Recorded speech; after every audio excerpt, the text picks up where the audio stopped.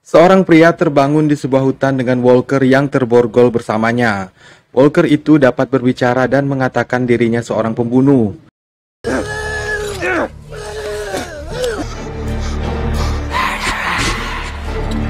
Dia pun tak begitu ingat apa yang terjadi sebelumnya. Ia lari dari kejaran penduduk dan menemukan fakta bahwa ia berada di sebuah pedesaan yang jauh dari modernisasi. Tak ada listrik dan tak ada alat elektronik. Ia seperti berada di masa lampau. Apakah kiamat zombie sudah terjadi bahkan di abad ke-19?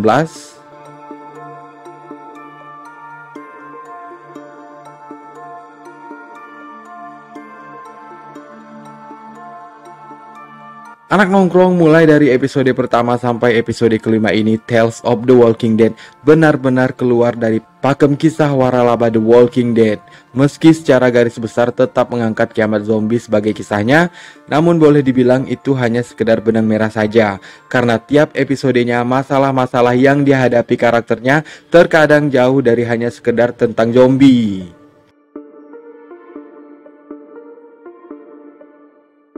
Begitu juga kisah yang terjadi pada Depen untuk episode kelima ini.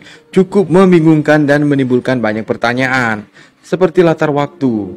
Kenapa membingungkan? Seperti yang kita tahu, semesta The Walking Dead dimulai sekitar tahun 2010. Namun dalam episode kelima Tales of the Walking Dead ini, masa di mana karakter-karakternya berada seperti di abad ke-19.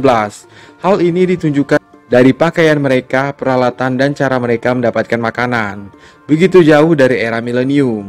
Tak ada listrik, tak ada alat elektronik, namun punya mobil modern dan juga eskapator. Wow, amazing!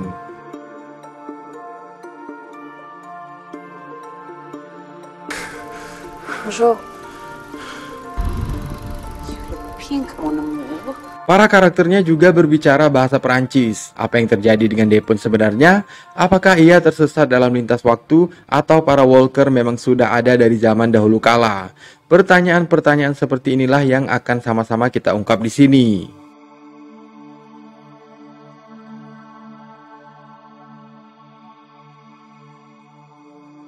Dalam amnesianya, Depen akhirnya sadar jika ia telah membunuh Amanda, wanita yang menolongnya sekitar 7 minggu yang lalu bersama Nora adiknya, di mana akhirnya Nora dan Depen ini memiliki relationship. Depen ingat jika ia tersesat di sebuah hutan dan ada pria yang menembaknya. Depen juga harus diamputasi, ia kehilangan kakinya. Kemudian para penduduk termasuk Nora menangkap Depen dan menuduh ia telah membunuh Amanda dan anak-anak di desa itu. Depen akan dieksekusi dengan diremukkan oleh eskapator. Di saat-saat genting, Depen ingat bahwa ia telah menyelamatkan Garen, anaknya Nora, dan Arnold lah yang telah menculik anak-anak dan membunuh mereka.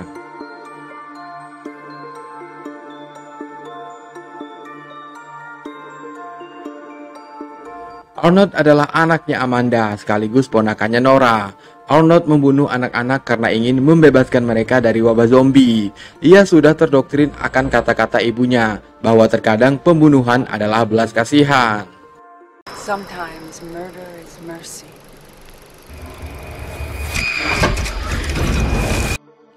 Oke anak nongkrong, sekarang kita coba bahas satu persatu kebingungan kita tentang episode kelima ini. Yang pertama adalah, di masa mana mereka hidup? Hal ini terjawab saat Nora mengatakan bahwa Amanda membawa mereka ke komunitas tersebut.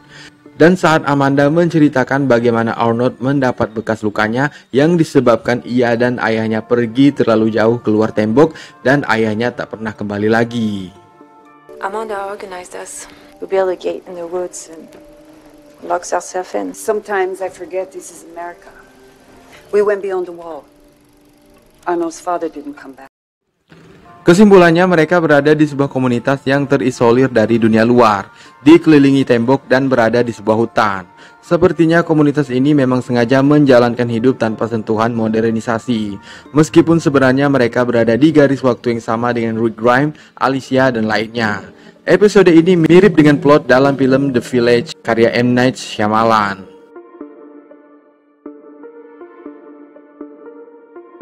Tapi komunitas ini sepertinya sudah lama ada dan memang dilindungi oleh pemerintah. Hal ini terlihat pada batu nisan saat Depen akan dieksekusi, yaitu 1841-1927.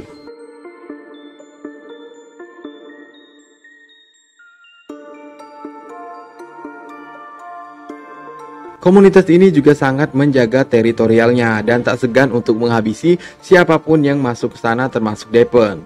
Namun mungkin Amanda dan Nora meminta pada komunitas untuk membiarkannya hidup. Cara para komunitas melumpuhkan orang asing sepertinya dengan memotong kaki mereka.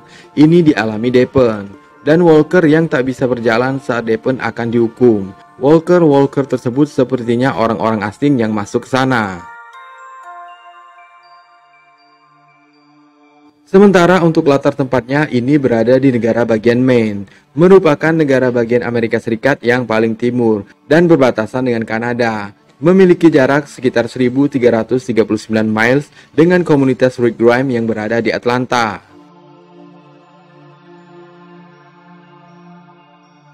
Maine, actually. Episode kelima ini juga berisi sindiran tentang orang-orang kulit putih yang cepat sekali menjudge Dapon, orang kulit hitam satu-satunya di komunitas mereka, seolah-olah menggambarkan rasisme khususnya di Amerika terhadap orang-orang kulit hitam. Dalam endingnya Dapon mengatakan, kalian mencoba menghukum dan membunuhku tanpa adanya bukti. Bagaimana jika aku mati?